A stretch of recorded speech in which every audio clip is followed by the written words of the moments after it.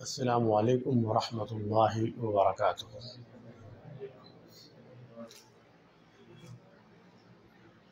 ان الحمد للہ نحمده ونستعینه ونستغفره ونعوذ باللہ من شرور انفسنا ومن سیئات اعمالنا من يهده اللہ فلا مضل له ومن يضلل فلا هادی له وأشهد أن لا إله إلا الله وحده لا شريك له وأشهد أن محمدا عبده ورسوله أما بعد قال الله تعالى في القرآن العظيم أعوذ بالله من الشيطان الرجيم بسم الله الرحمن الرحيم والتين والزيتون وطور سينين وهذا البلد الأمين لقد خلقنا الإنسان في أحسن تقويم ثم رددناه أسفل سافلين إلا الذين آمنوا وعملوا الصالحات فلهم أجر غير ممنون فما يكذبك بعد بالدين أليس الله بأحكم الحاكمين۔ محترم حاضرین مجلس، بزرگان دین اور دینی اور ملی بھائیوں، آج کی اس مختصر سی مجلس میں میں انشاءاللہ آپ حضرات کے سامنے قرآن کریم کی ایک چھوٹی سی سورہ سورۃ التین کے سلسلے میں کچھ باتیں رکھنا چاہوں گا۔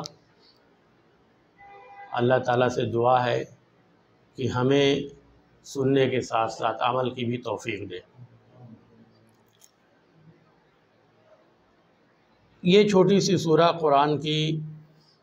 اللہ تبارک و تعالیٰ نے اس کے اندر چند چیزوں کی جانب ہم انسانوں کی توجہ دلائی ہے۔ کچھ چیزیں ایسی ہیں جن کا تعلق جگہ اور مقامات سے ہے، کچھ کا تعلق پھلوں سے ہے،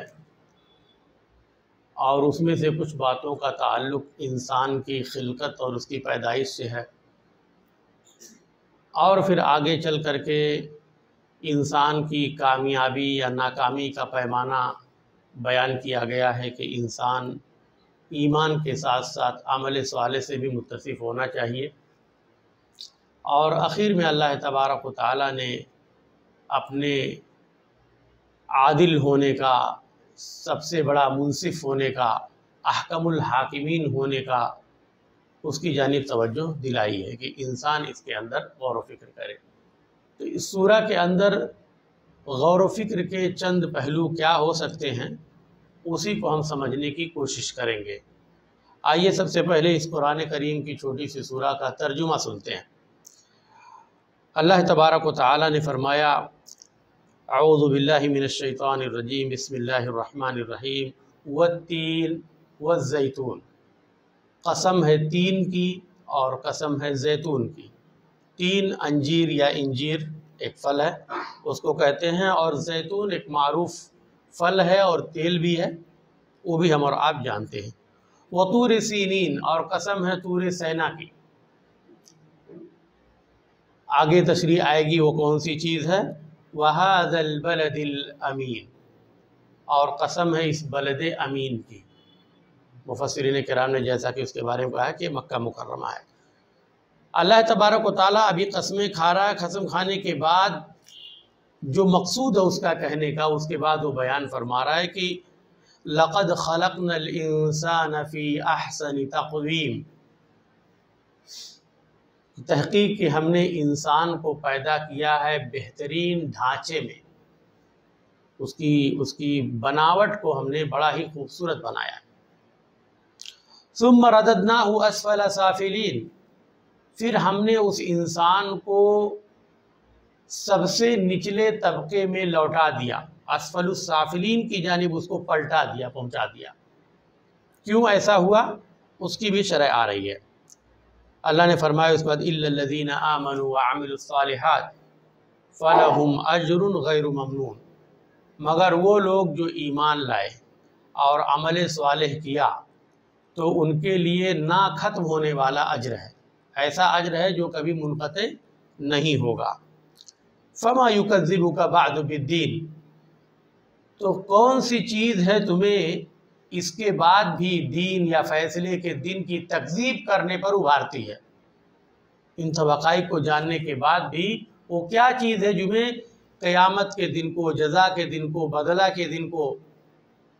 جھٹلانے پر ابھارتی ہے اور تم اس کو مانتے نہیں؟ الیس اللہ باحکم الحاکمین، کیا اللہ تبارک و تعالیٰ سب سے زیادہ بہتر انصاف کرنے والا نہیں ہے؟ بے شک اللہ تبارک و تعالیٰ انصاف کرنے والا ہے۔ اس سورہ کے سلسلے میں امام بخاری اور مسلم رحمہ اللہ نے اپنی صحیحین کے اندر ایک روایت نقل کی ہے جسے حضرت براء ابن عازب رضی اللہ عنہما روایت کرتے ہیں، ان نبی صلی اللہ علیہ وسلم کان فی سفر فقرأ فی العشاء فی احدى الرکعتین بالتین والزیتون فما سمعت احدا احسن صوتا منہ، کہ اللہ کے رسول صلی اللہ علیہ وسلم سفر میں تھے اور اس سفر میں عشاء کی نماز کی ایک رکعت میں اللہ کے رسول صلی اللہ علیہ وسلم نے اس سورہ کی تلاوت کی، اور میں نے اس سورہ کو جب سنا تو آپ سے بہتر آواز میں اس کو تلاوت کرنے والا میں نے نہیں پایا۔ جو خاص بات یہ ہے کہ اللہ کے رسول صلی اللہ علیہ وسلم اس سورہ کے پڑھنے کا اہتمام کرتے تھے، اور آپ پر چونکہ یہ قرآن نازل ہوا تھا، آپ نبی تھے، آپ کی آواز سب سے پیاری تھی، اور آپ کو اس سورہ کو پڑھنے کے لیے جو بھی سب سے بہتر طریقہ اور بہتر اسلوب ہو سکتا ہے وہ آپ کے پاس تھا، تو آپ صلی اللہ علیہ وسلم اس کو اتنی پیاری آواز میں پڑھے کہ صحابی رسول کہتے ہیں کہ میں نے کسی کو اتنی بہترین آواز میں اس سورہ کو پڑھتے ہوئے نہیں سنا۔ پھر اس کے بعد اس کی تفسیر آپ حضرات کے سامنے پیش کی جا رہی ہے ایک ایک کر کے، اور اس کا مفہوم بھی بیان کیا جائے گا۔ اللہ تبارک و تعالیٰ نے فرمایا والتین والزیتون، حضرت ابن عباس، حسن، مجاہد، یہ سب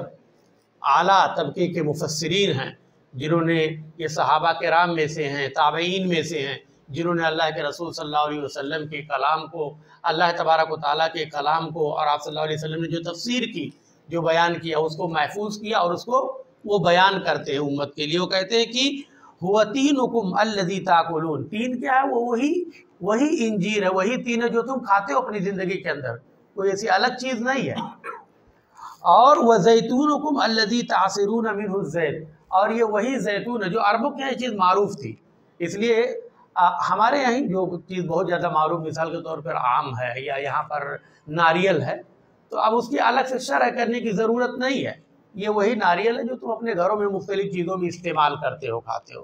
تو ایسے ہی عرب جو ہے زیتون کے اور تین کے اتنے عادی تھے کہ اس کی الگ سے شرح کرنے کی ضرورت نہیں تھی، یہ وہی چیز ہے جو تم کھاتے پیتے ہو۔ اس طرح سے اس کو حضرت ابن عباس اور حسن اور مجاہد نے بیان کیا کہ یہ وہی زیتون ہے جس سے تم تیل نکالتے ہو، اور تیل نکال کر کے اس کا استعمال کرتے ہو۔ قال تعالی وَشَجَرَةً تَخْرُجُ مِن طُورِ سِينَاءَ تَنبُتُ بِالدُّهْنِ وَصِبْغٍ لِلْآكِلِينَ، سورۃ المومنون کے اندر اللہ تبارک و تعالیٰ نے اسی زیتون کے درخت کے بارے میں بیان کیا، جیسا کہ امام قرطبی رحمہ اللہ اسی کے بارے میں فرماتے ہیں کہ وَشَجَرَةً تَخْرُجُ مِن طُورِ سِينَاءَ يُرِيدُ شَجَرَةَ الزَّيْتُونَ، یہاں شجرہ سے مراد کیا ہے؟ شجرۃ الزیتون ہے۔ اور زیتون کے سلسلے میں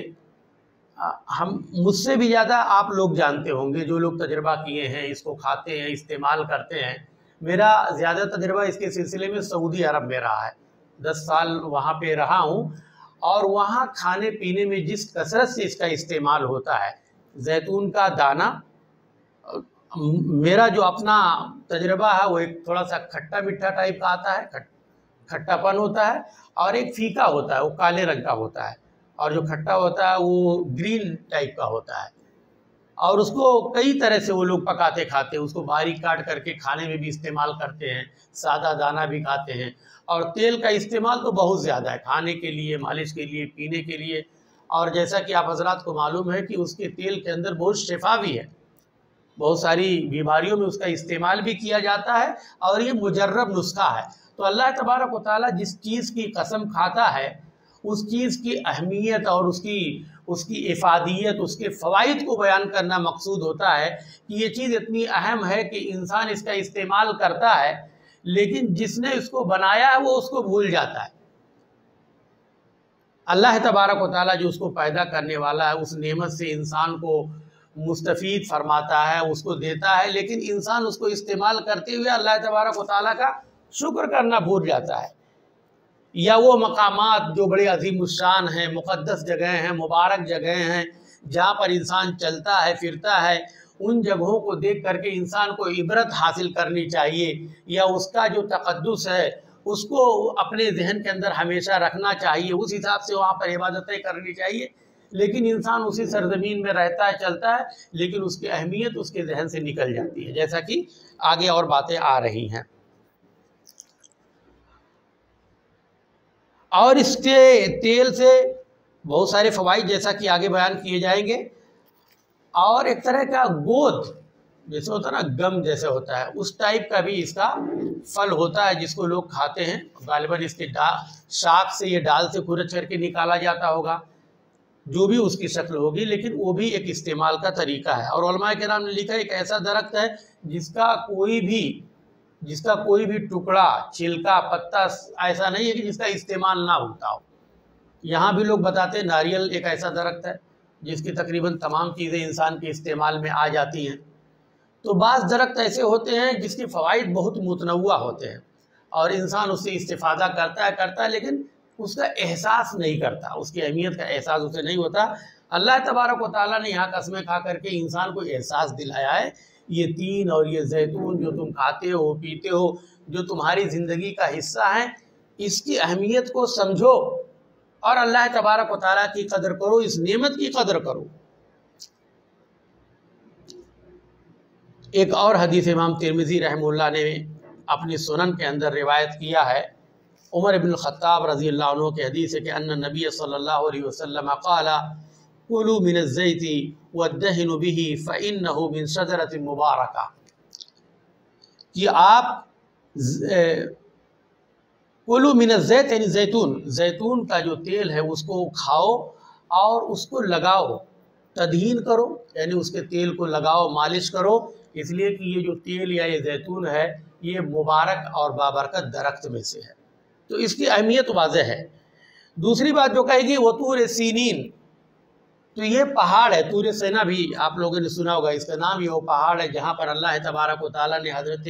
موسیٰ کریم اللہ سے گفتگو کیا تھا، کہہ رہے هو الجبل الذی کلم اللہ موسیٰ علیہ السلام علیہ، یہ وہ پہاڑ ہے جس پر اللہ تبارک و تعالیٰ نے موسیٰ علیہ السلام سے کلام کیا تھا۔ موسیٰ علیہ السلام کہنے لگے اللہ میں تجھے دیکھنا چاہتا ہوں۔ اللہ نے کہا کہ لن ترانی، اے موسیٰ تم ہرگز مجھے دیکھ نہیں سکتے۔ ویسے اللہ تبارک و تعالیٰ کی اگر چاہا تو مشیت ہو جائے دکھانا تو دکھا سکتا ہے، لیکن انسان اگر چاہے کہ اپنی آنکھوں سے ایسے ہی دیکھ لے اور اللہ کی مشیت نہیں دیکھ سکتا انسان۔ اور اللہ تبارک و تعالیٰ کی رؤیت یہ مومنین کے لیے سب سے عظیم نعمت ہوگی قیامت کے دن، جب انسانوں کا حساب و کتاب ہو جائے گا، جنت میں چلے جائیں گے، تب بھی ایک نعمت ایسی باقی رہے گی جو انسان سوچے گا کہ ارے وہ چیز مل جاتی تو میرے لیے سب سے عظیم ہوتی، وہ اللہ تبارک و تعالیٰ کی رؤیت ہوگی۔ اللہ تبارک و تعالیٰ اپنے مومن بندوں کو، اپنے مقربین کو آخر میں اپنی دیدار کرائے گا، اور اس نعمت کو دیکھنے کے بعد اللہ تبارک و تعالیٰ کو دیکھنے کے بعد گویا کہ ساری نعمتیں اس سے ہلکی ہو جائیں گی، پھیکی ہو جائیں گی۔ تو موسیٰ علیہ السلام یہی وہ پہاڑ ہے جہاں پر اللہ تبارک و تعالیٰ سے کہا کہ اللہ میں تجھے دیکھنا چاہتا ہوں۔ اللہ نے کہا کہ تم نہیں دیکھ سکتے، لیکن ان کا اصرار تھا، تو اللہ نے کہا کہ اگر تم مجھے دیکھنا چاہتے ہو تو سامنے جو پہاڑ کا حصہ ہے وہاں تم اپنی نظر ڈالو۔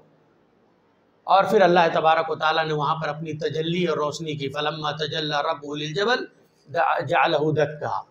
اور جب اللہ تبارک و تعالیٰ نے اپنی روشنی، اپنی تجلی اس پہاڑ پر کی تو پہاڑ کیا ہو گیا؟ ریزہ ریزہ ہو گیا، ٹوٹ پڑا، سنبھل نہیں سکا۔ اس روشنی کی شدت کو اور اس کی تمازت کو وہ پہاڑ سنبھال نہ سکا۔ وَخَرَّ مُوسَىٰ صَعِقًا،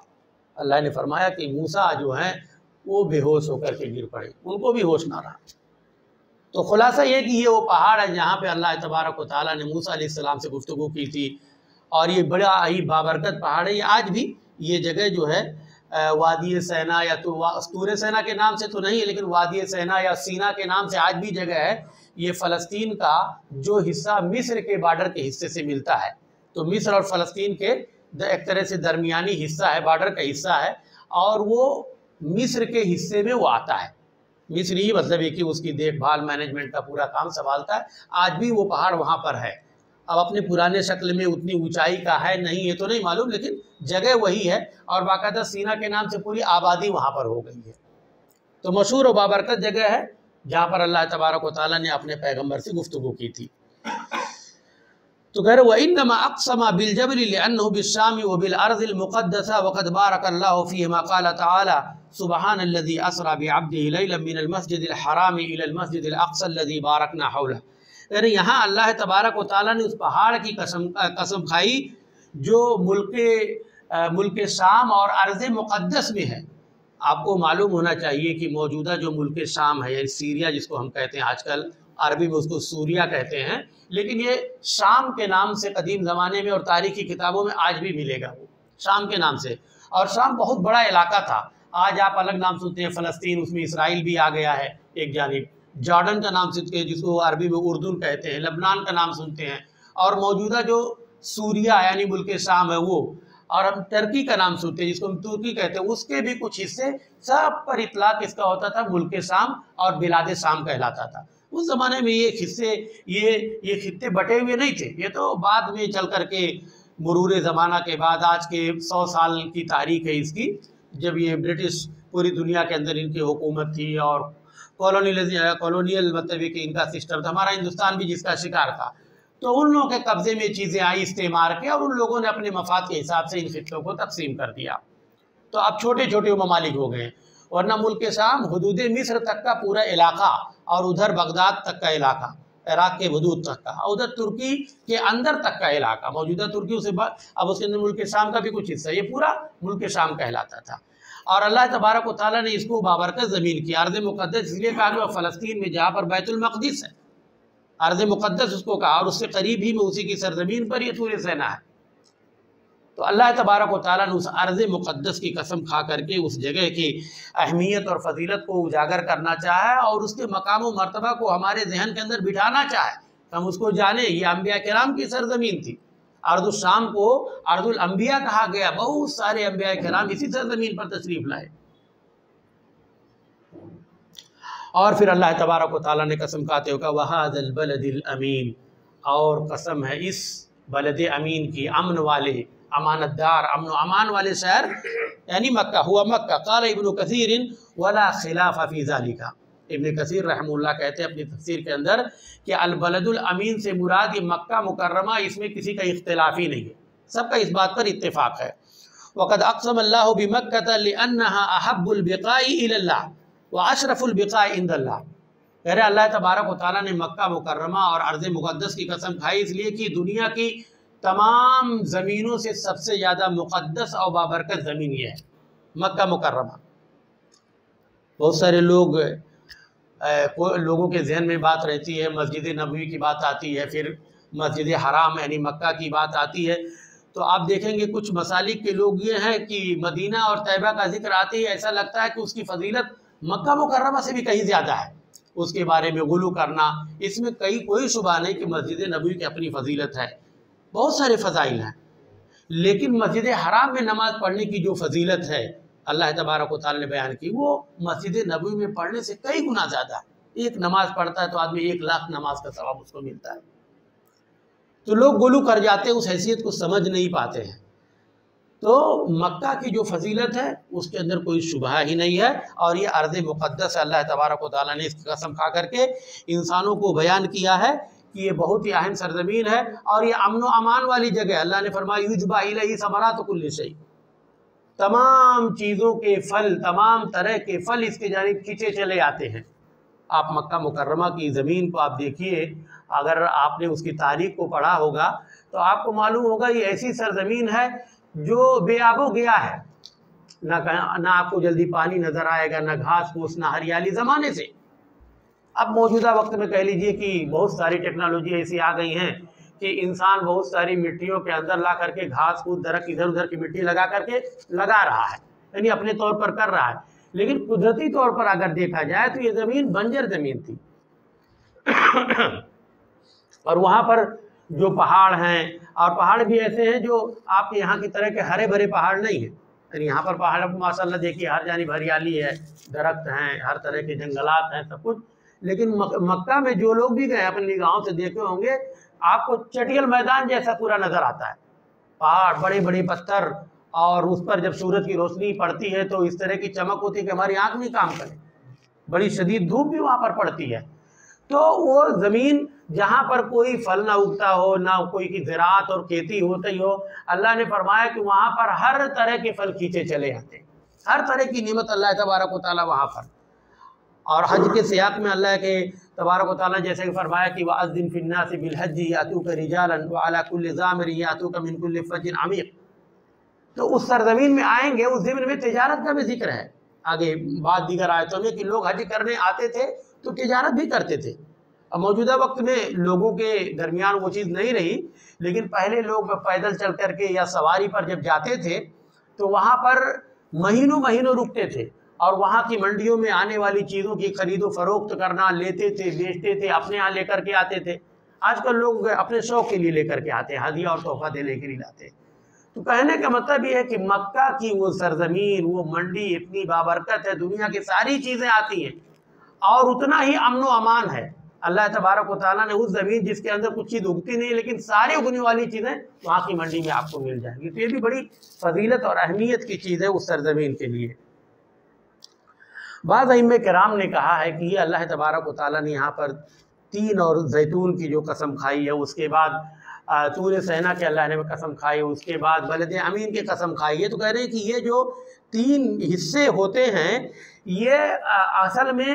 کسی نہ کسی شکل میں ان زمینوں کی یا ان مقامات کی بڑی اہمیت رہی ہے اور انبیاء کرام کا، اولو العزم انبیاء کرام کا یہ محبت رہا ہے جہاں پر ان کا نزول ہوا اور آئے.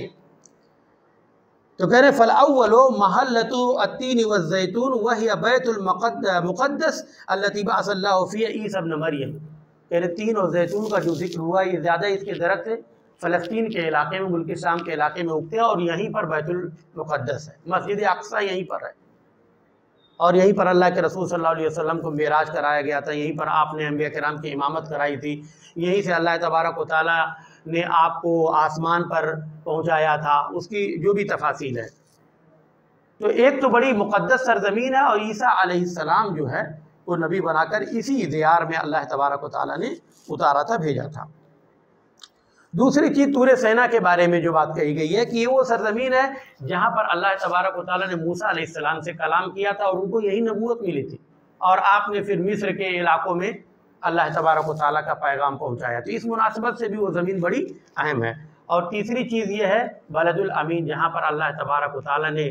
آخری نبی جناب محمد رسول اللہ صلی اللہ علیہ وسلم کو مبعوث فرمایا اور پوری دنیا کے لیے رحمت بنا کر بھیجا. ایک بڑی مناسبت ہے ان چیزوں کو ذکر کرنے کا اور اس کی اہمیت کو جاننے کا.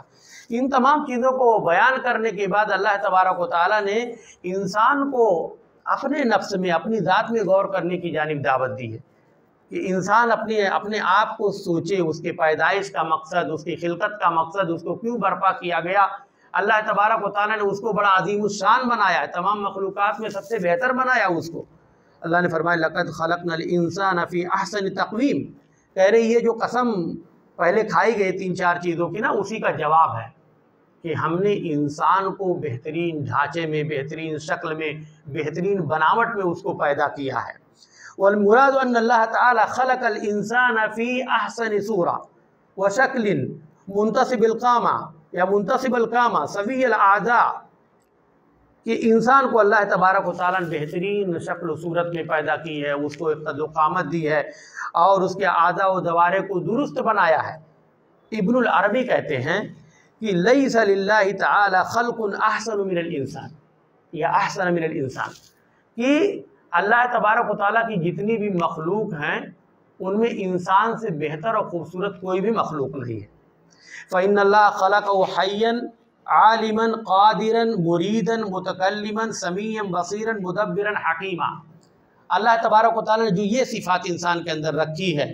اس کو زندگی سے نوازا، اسے علم دیا، اسے قدرت دی، اسے ارادے سے نوازا، وہ بول سکتا ہے، سن سکتا ہے، دیکھ سکتا ہے، غور و فکر کر سکتا ہے، تدبیر کر سکتا ہے، حکمت عملی بنا سکتا ہے۔ یہ ساری چیزیں کسی ایک مخلوق کے اندر بتا سکتے ہیں جو پائی جاتی ہوں؟ اللہ کی کسی مخلوق کے اندر نہیں۔ تو انسان کو سب سے بہتر یا سب سے افضل یا سب سے خوبصورت مخلوق بنانے کا مطلب کیا ہے کہ اللہ تبارک و تعالیٰ نے انسان کو ہر ناحیے سے سنوارا ہے۔ اس کو ایک بہترین انسان اس طرح سے بنایا کہ وہ چل رہا ہے، پھر رہا ہے، بول رہا ہے، اپنے کام کر رہا ہے، علم ہے، اور دنیا کی ساری چیزیں اللہ تبارک و تعالیٰ نے اس کے لیے مسخر کر دی ہیں، یعنی گویا کہ اس کے لیے تابع ہے۔ انسان اس زمین کے اندر جوتائی کر سکتا ہے، اس زمین کی کٹائی کر سکتا ہے، اس کے اندر گھر بنا سکتا ہے، یہاں پہ اپنی زندگی کے سارے سامان مہیا کر سکتا ہے نا، جنگلات یہاں پر ہیں، پھل کے باغات ہیں، ساری چیزیں سب انسان کے تابع۔ سورج چاند جو یہ چلتے ہیں، یہ بھی انسان کے فوائد سے خالی نہیں ہیں، سب انسان کی خدمت پر معمور ہیں۔ اللہ تبارک و تعالیٰ کے حکم کے مطابق وہ اپنے اپنے مدار میں رواں دواں ہیں، چل رہے ہیں، اور تب تک چلتے رہیں گے جب تک اللہ تبارک و تعالیٰ کا حکم ہے۔ تو انسان کو اللہ تبارک و تعالیٰ نے سب سے بہتر مخلوق بنایا ہے، شکل و صورت کے اعتبار سے، اس کے علم کے اعتبار سے، اس کی حکمت کے اعتبار سے، یعنی یہ وہ صفات ہے جو کسی بھی مخلوق کے اندر نہیں۔ اسی کو انسان کو جو ہے اللہ تبارک و تعالیٰ تھوڑا کش کر کے بتانا چاہتا ہے کہ تم اتنی ساری صفات اور اتنی ساری عظیم نعمتوں سے تم متصف ہو، اس کے بعد بھی تم اللہ تبارک و تعالیٰ کو بھول جاتے ہو، اللہ تبارک و تعالیٰ کی قدردانی نہیں کرتے۔ ان تمام کے مقابلے میں اللہ تبارک و تعالیٰ محض اتنا چاہتا ہے کہ تم اس کو اپنا رب مانو، اس کو اپنا خالق مانو، اسی کی عبادت کرو، کسی کو اس کے ساتھ شریک نہ کرو۔ سب سے بہترین انسان اللہ تبارک و تعالیٰ نے اس کو بنایا، لیکن پھر اس کے بعد اللہ نے فرمایا ثم رددناہ اسفل سافلین، پھر ہم نے اس کو لوٹا دیا اسفل سافلین، یعنی نچلے لوگوں میں سے سب سے نچلے طبقے میں۔ وجہ کیا پڑتی ہے کہ انسان اپنی حیثیت کو بھول جاتا ہے۔ ان تمام کے مقابلے میں اللہ تبارک و تعالیٰ اس سے یہ طلب کرتا ہے کہ اس کی عبادت کرے، اس کو پہچانے، اس کے ساتھ شرک نہ کرے، اپنی زندگی کو رسول اللہ صلی اللہ علیہ وسلم کے منہج کے مطابق گزارے، اپنی زندگی کے اندر علم کی روشنی میں وہ عمل کرے، بدعات سے دور رہے، شرک سے دور رہے، اللہ تبارک و تعالیٰ کے لیے اس کی سچی عبادت ہو، اخلاص ہو۔ یہ تمام چیزیں جو اسے اللہ تبارک و تعالیٰ نے اس کے مقصد خلق کے ساتھ جوڑا تھا، انسان اسی کو بھول جاتا ہے، اپنی زندگی کو لہو لعب میں گزار دیتا ہے، اپنے وقت کو بیکار کے کاموں میں گزار دیتا ہے، اور اس طرح سے دھیرے دھیرے اس کی وہ زندگی اس کو وفا نہیں کرتی اور اس کے موت کا وقت آ جاتا ہے۔ اللہ تبارک و تعالیٰ نے اتنا بہترین انسان بنایا، لیکن اس کو اسفل السافلین کے اندر پلٹا دیا، لوٹا دیا۔ وجہ کیا ہوتی ہے؟ کہتے ہیں کہ اے الی النار رددناہ اسفل سافلین، اے الی النار، ہم نے جہنم کی جانب اس کو لوٹا دیا ہے۔ ابن کثیر رحمہ اللہ کہتے ہیں ثم بعد هذا الحسن والنضارة مصيره الى النار، پھر اس خوبصورتی اور اس تازگی کے بعد اس کا ٹھکانہ جہنم بن جاتا ہے۔ کیوں جہنم ہو جاتا ہے؟ ان لم یطع اللہ ویتبع الرسل، اگر اس نے اللہ تبارک و تعالیٰ کی اطاعت نہیں کی، رسول کی اتباع نہیں کی، تو اس کی زندگی جو ہے اسفل السافلین کی مستحق ہو جاتی ہے۔ اس لیے اللہ تبارک و تعالیٰ نے اسی سے استثناء کیا ہے، الگ کیا ہے کہ کچھ لوگ ہیں، اتنی بڑی تعداد میں ہم نے مخلوق کو جو پیدا کیا، کچھ لوگ ہیں جو واقعی میں اللہ تبارک و تعالیٰ پر ایمان رکھنے والے ہیں۔ الا الذین آمنوا وعملوا الصالحات فلہم اجر غیر ممنون، ہاں مگر وہ لوگ جو ایمان لائے اور عمل صالح کیا۔ سورۃ العصر آپ پڑھیں گے تو اس کے اندر بھی یہی پیغام ہے لاسٹ میں، آمنوا وعملوا الصالحات وتواصوا بالحق وتواصوا بالصبر، وہاں پر دو اور صفت جوڑ دی گئی ہے۔ لیکن اہم چیز کیا ہے؟ ایمان کے ساتھ عمل کا ہونا ضروری ہے۔ ایمان کے ساتھ عمل اگر جو نہیں ہے تو انسان کا جو ایمان وہ بھی رہے گا، اس کے کام کا نہیں ہے، ورنہ دعویٰ کرنے والے تو بہت بڑی تعداد میں ہیں۔ آج ہی ایک رپورٹ میری نظر سے گزری، بہت دور کی بات نہیں ہے، وہ بتا رہے تھے کہ ہم نے دورہ کیا ہے، شیموگا کے کسی خطے کا دورہ ہے، اور وہ بتاتے ہیں کہ وہاں پر مسلمانوں کی کم سے کم 500 سے زیادہ آبادی ہے یا گھر آباد ہیں، لیکن اکثر جگہوں پر مسجد نہیں ہے، کئی مسجد ہے تو امام نہیں ہے، اور اگر جو امام ہے مسجد ہے تو نماز پڑھنے والے تک نہیں ہیں، یعنی اتنی بڑی بستی میں کہیں اکا دکا لوگ بمشکل وہ جمعہ کے دن کسی طرح سے چلے آتے ہیں، اور اگر کچھ لوگوں کی محنت سے وہاں کے اپنے علاقے کے کوئی امام یا خطیب ہوئے بھی تو وہ اپنی روزی روٹی کے تلاش میں بیچارے اچھی زندگی کے تلاش میں کسی اور جگہ منتقل ہو گئے، اس لیے کہ ان کی قدر و قیمت وہاں نہیں تھی۔ تو یہ مطلب انسان کو غور کرنا چاہیے کہ کہنے کے لیے تو مسلمان موجود ہیں، کہنے کے لیے تو وہ کہتے بھی ہمارے پاس ایمان ہے، لیکن عملی ناحیے سے انسان اگر جو دیکھتا ہے تو وہ ساری چیزیں انقا نظر آتی ہیں، خال خال نظر آتی ہے، کہیں کہیں وہ چیز ہے باقی خالی ہے۔ بڑے افسوس کا مقام ہے کہ انسان کو جس مقصد کے لیے پیدا کیا گیا تھا، انسان اسی مقصد کو بھول کر کے بیکار کی چیزوں میں پوری زندگی گزار دیتا ہے۔ نمازیں پڑھنا اس کے لیے سب سے گرا ہے، اور یہ گرانی تو منافق کی علامت ہے۔ نماز اگر کسی نفس پر سب سے گرا گزرے، اس میں کوئی شبہ نہیں کہ انسان کے لیے جب تک اس کے دل کے اندر اخلاص نہیں ہوگا، اللہ کی محبت نہیں ہوگی، رسول کی محبت نہیں ہوگی، تب تک اس کا دل بھی اس نماز کی جانب نہیں لگے گا۔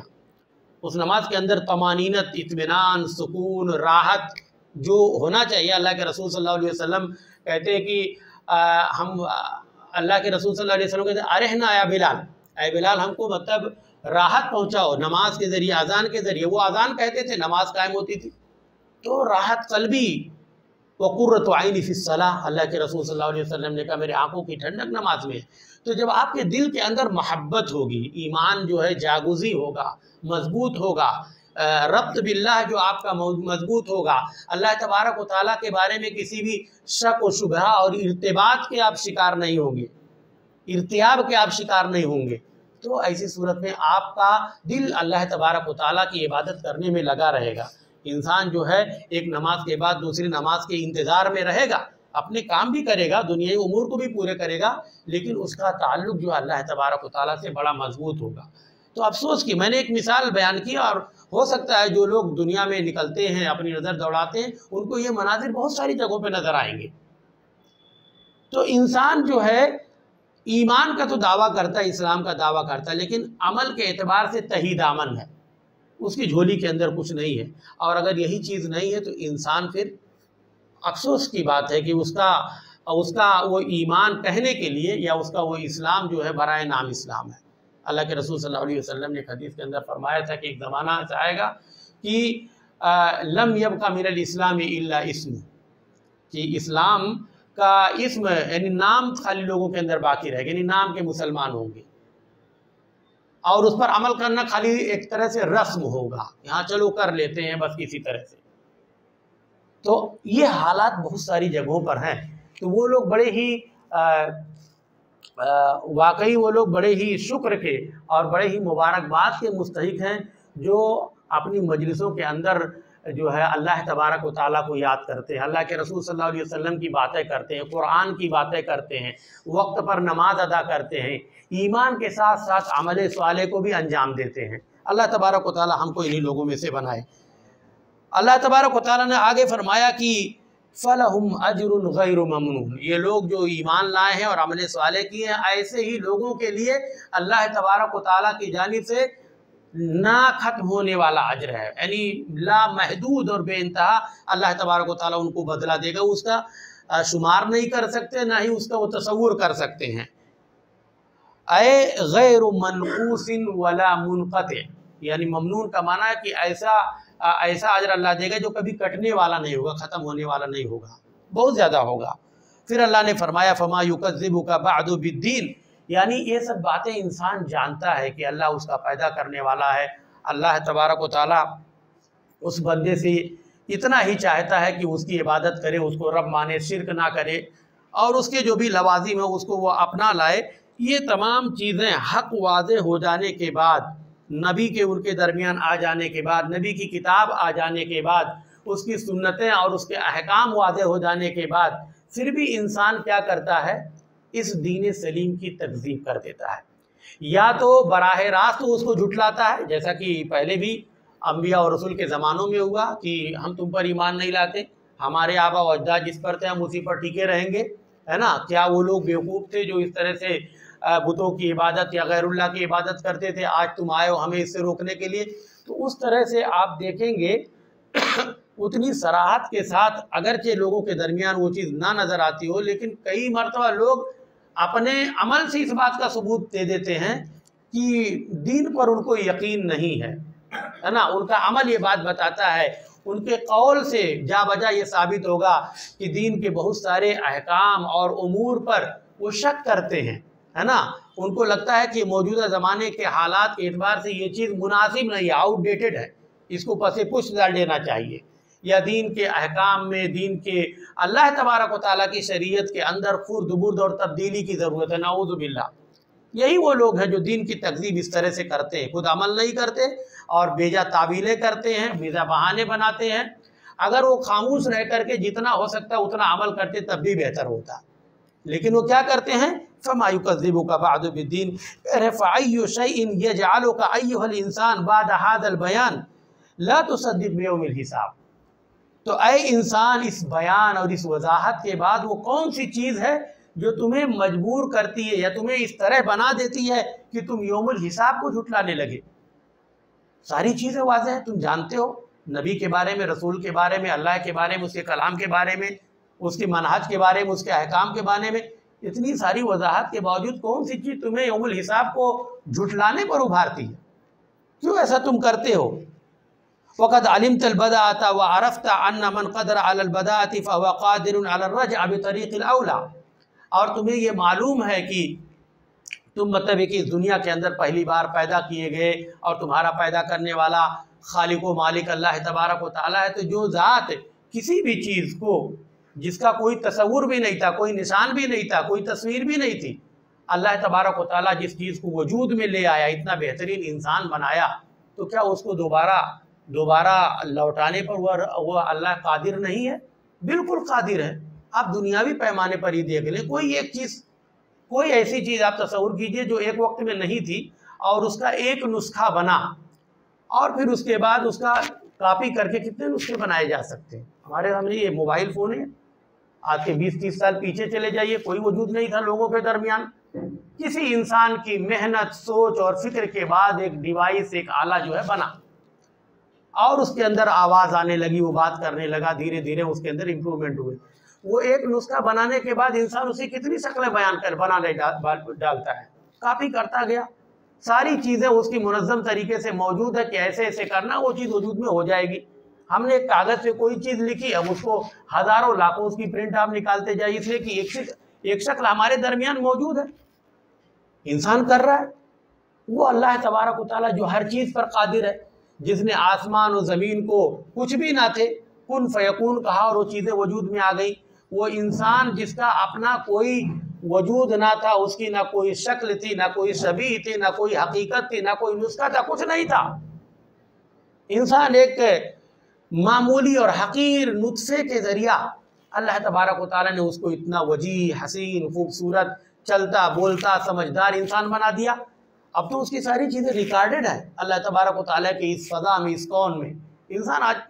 اپنی عقل سے، اپنی ذہانت سے بہت ساری چیزیں، یہ ویڈیو بن رہا ہے، ریکارڈ ہو گئے، انسان جہاں من کا آتا ہے شیئر کرتا ہے، جو چاہتا ہے سنتے ہیں، ہر کوئی دیکھ رہا ہے۔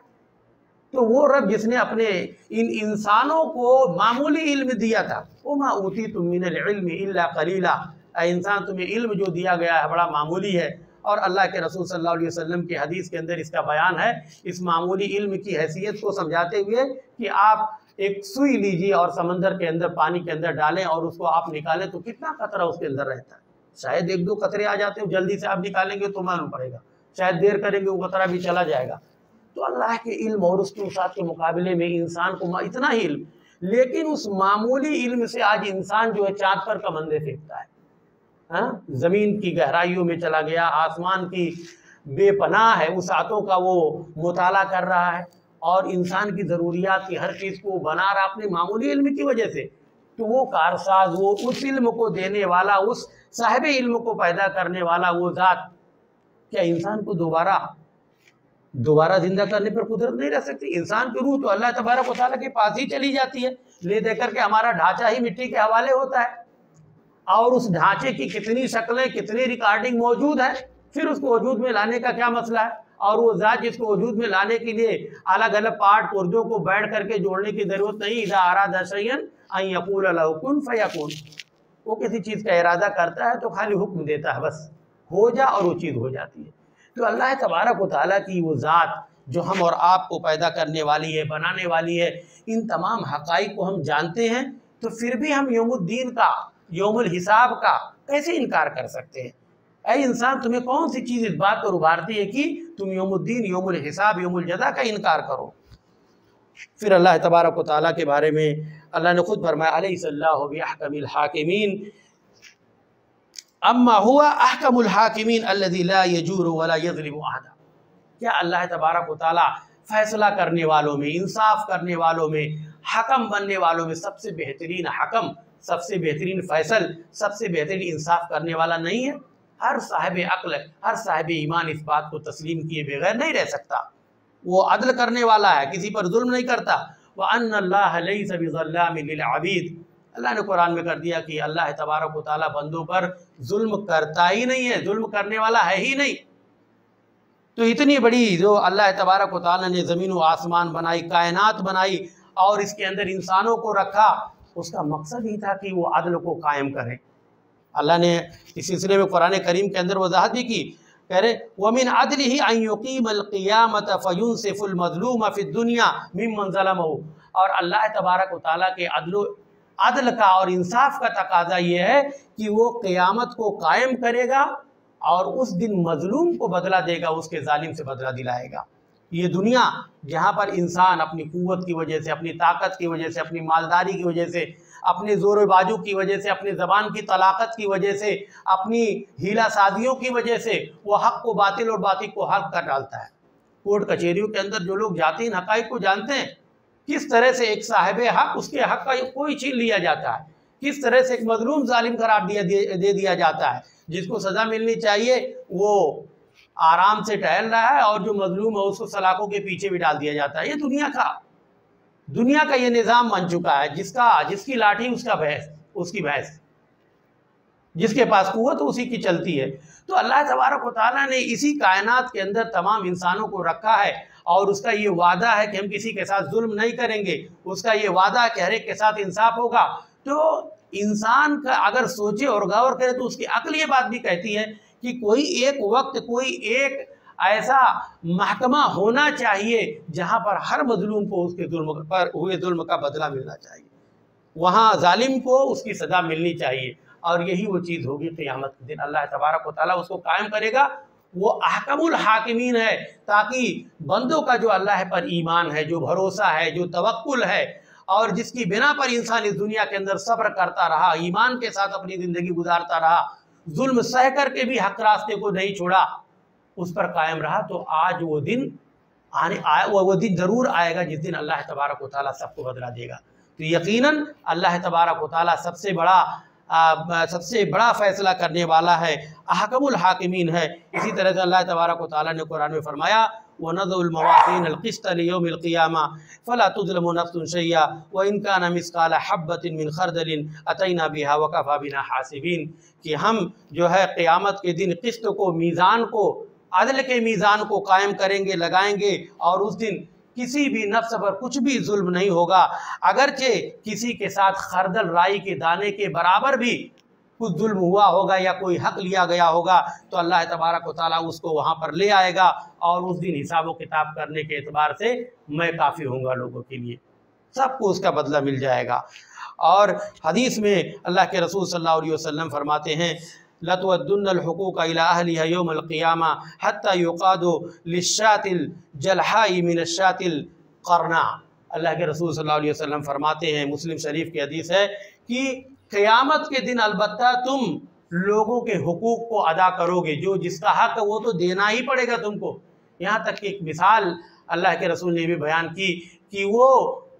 بکری جو سینگ والی ہوگی، اگر بغیر سینگ والی بکری کو اس نے مارا ہوگا تو اس کو بھی لا کر کے اس کا بدلہ دلایا جائے گا۔ اس کی کیفیت کیا ہوگی یہ اللہ تبارک و تعالیٰ جانتا ہے، لیکن کہنے کا مطلب یہ ہے کہ کوئی بھی مظلوم نہیں بچے گا جس کو وہاں پر انصاف نہ ملے۔ اللہ تبارک و تعالیٰ احکم الحاکمین ہے، بندوں کے معاملات کو وہی دیکھنے والا، وہی انصاف کرنے والا ہے نا۔ اسی لیے انسان کو کسی بھی حال میں اللہ تبارک و تعالیٰ کی ذات سے مایوس نہیں ہونا چاہیے۔ اس سلسلے میں ہمارے لیے اللہ کے رسول صلی اللہ علیہ وسلم کی زندگی بہترین نمونہ ہے۔ اللہ تبارک و تعالیٰ نے فرمایا لقد کان لکم فی رسول اللہ اسوۃ حسنہ، تمہارے لیے رسول اللہ صلی اللہ علیہ وسلم کی زندگی میں بہترین نمونہ ہے۔ بہترین نمونہ اس معنی کہ آپ ان کی زندگی کا مطالعہ کریں، دیکھیں شروع سے لے کر کے آخر تک کی زندگی، وہ سب سے اعلیٰ عرفہ عظیم الشان، اتنی بہترین شخصیت دنیا کے اندر وجود پذیر ہوئی ہی نہیں ہے۔ لیکن آپ کو بھی اللہ تبارک و تعالیٰ نے اس دنیا کے اندر جب برپا کیا تو آپ کی زندگی جو ہے آزمائش سے، ابتلاءات سے خالی نہیں رہی۔ آپ کے اوپر بھی ظلم و ستم ہوا، لیکن آپ صبر کے پہاڑ بن کر کے کھڑے ہو گئے۔ آپ کی مکی زندگی کا آپ مطالعہ کریں، مدنی زندگی کا مطالعہ کریں، وہی زندگی ہم اور آپ کے لیے نمونہ ہے کہ اس کو دیکھ کر کے ہم اپنی زندگی کو جج کر سکتے ہیں۔ اس لیے حق پر ثابت قدم رہنا اور حق پر ڈٹ جانا اور اللہ تبارک و تعالیٰ کو یاد کرتے رہنا، یہ ہم اور آپ کے لیے ہر زمانے میں بہت ضروری ہے۔ خواہ کیسے بھی طوفان آئے، کیسی بھی آندھیاں چلے، اس پر ثابت قدم رکھنا، اپنے ایمان کو بچانا، یہ بہت بڑا کام ہوگا انسان کے لیے۔ جیسے کہ اللہ کے رسول صلی اللہ علیہ وسلم کی ایک حدیث ہے کہ ایک زمانہ ایسا آئے گا کہ انسان کا اپنے ایمان پر، اپنے دین پر جمے رہنا ایسے ہوگا کہ جیسے کوئی انسان اپنے پیر کو آگ کے ٹکڑے پر اور آگ کے الاؤ پر رکھا ہو اور اس پر صبر کر رہا ہے کہ اس پر رکھ کر کے بھی وہ اپنے دین کی حفاظت کر رہا ہوگا۔ اتنی مشکل حالات ہوں گے، تو اس حالات سے کہیں زیادہ بہتر حالات الحمدللہ ہمارے درمیان ہیں، اور ان حالات میں ہم زیادہ سے زیادہ نیکیاں کر سکتے ہیں، اچھائیاں کر سکتے ہیں، عمل صالح کر سکتے ہیں۔ اللہ تبارک و تعالیٰ سے دعا ہے کہ ہم تمام لوگوں کو اس چھوٹی سی سورہ کے اندر غور و فکر کرنے کی توفیق عطا فرمائے، اور اس سورہ کے اندر جو پیغام ہے انسانوں کے لیے، اس پیغام کو اپنانے کی توفیق دے، اور ہمیں اپنے نفس کی، اپنے آپ کی اصلاح کرنے کی توفیق دے، اور ہم اور آپ کو اس بات کی توفیق دے کہ ہم اور آپ ہمیشہ اللہ کی ذات پر ایمان رکھیں، یقین رکھیں، کبھی بھی ہمارا ایمان متزلزل نہ ہو۔ اس دنیا کے اندر ہمارے ساتھ ناانصافی، ظلم ہو سکتا ہے، لیکن اللہ تبارک و تعالیٰ کی ذات پر بھروسہ رکھیں کہ وہ انصاف کرنے والا ہے، ظالموں کو اس کو پکڑ کر کے وہاں پر وہ سزا دینے والا ہے، اور مظلوم کو اس کا حق دینے والا ہے۔ آمین تقبل یا رب العالمین، وآخر دعوانا الحمدللہ رب العالمین، والسلام علیکم ورحمۃ اللہ وبرکاتہ۔